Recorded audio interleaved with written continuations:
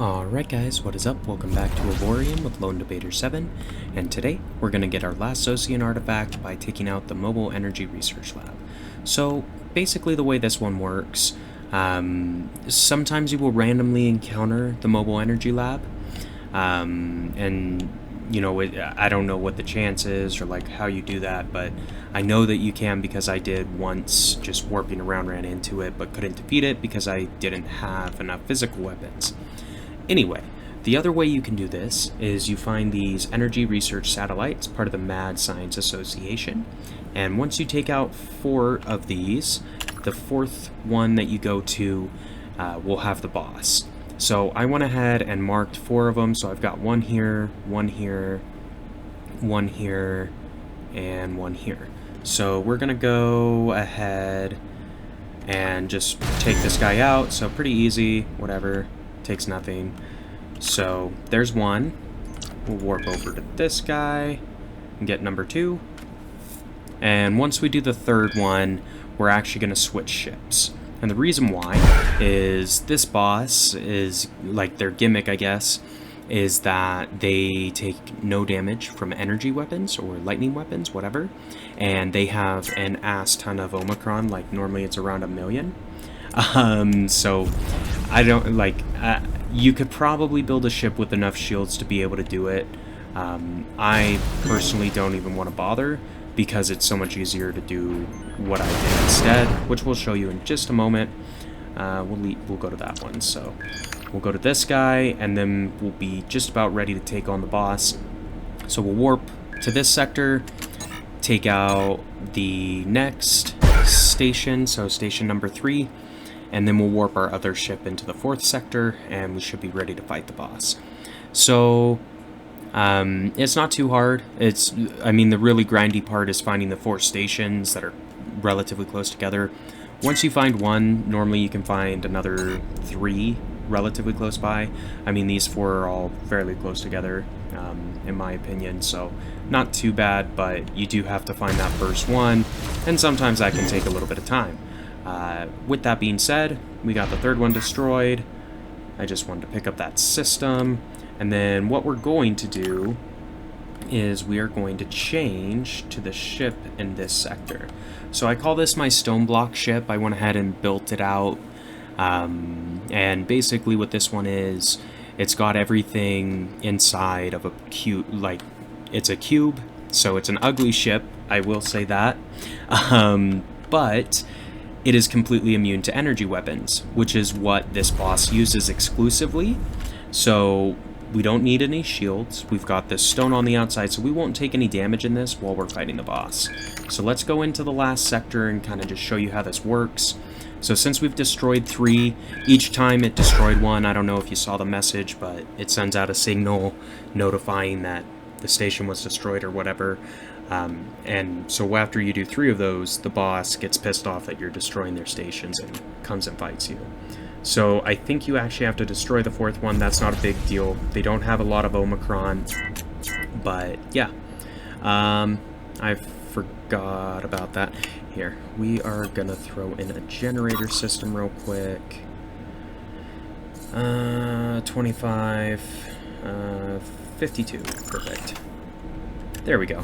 That gives us just a little bit more to play with, just because we're going to be out of power while we fight the boss otherwise.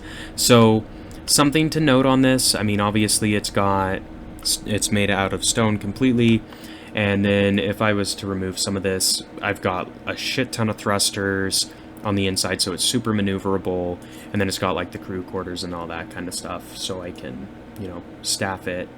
The other thing to mention, all the turrets on here are either physical or energy weapons, so they can actually damage stone blocks, which is what the enemy ship is made out of once you drop their shields. So that is kind of how you do this. So we destroy the station, the mobile energy lab comes in, all I see is junk, you're not capable, blah blah blah. Ha ha ha, he's going to start attacking us. So as you can see, it doesn't really matter that he's attacking us because his weapons don't do anything, but he has 900k Omicron. So if I brought my regular ship in here, literally one shot would almost take down our entire shield. So that is why you kind of want to have a ship like this, because literally we don't have to worry about anything. He doesn't have any physical weapons. He just has like a super amazing Tesla cannon or whatever. So we just use these, DPS him for a little bit. I think this stone block, I was able to get it up to about maybe 5,000, almost around 5,500, something in there. So it'll take a little bit of time, but not a big deal. You just sit here and shoot him. It doesn't really matter anyway, because, I mean, he can't damage us. So we can just chill here. The only thing that could potentially harm us is if, like, pirates jumped in. They might actually have physical weapons that could damage the stone. But we should be able to take him out, you know, fast enough that we won't have to deal with that. So now he's going to start running away because he realizes he's effed. But whatever. So this like little template that I made, it cost maybe 3.5 million credits and most like 100,000 trinium, something like that. And that's just because I used trinium level stone instead of iron. It doesn't really matter, except for the stone on top that's yellow. That is Xanian stone, and I made it super rich so you could tell that it's Xanian, because the way your turrets work, they have to be placed on a block made out of the material they are, or better. Otherwise, you can't use them or place them on the ship without using like a turret base. Well, a turret base can be destroyed by his Tesla turrets, whereas stone cannot. So by using Xanian-based stone, we can put up to Xanian level turrets on this. Obviously, I have gathered a little bit of Ogonite just from some of the savage Xsotan dudes. Like, they'll drop some Ogonite scrap here and there. So I could have made it out of Ogonite instead. That way I could use Ogonite turrets as well as Xanian turrets, but I don't actually have any Ogonite turrets yet. I haven't been lucky on my drops, I suppose. So it wasn't a big deal. So that's why it's made out of Xanian.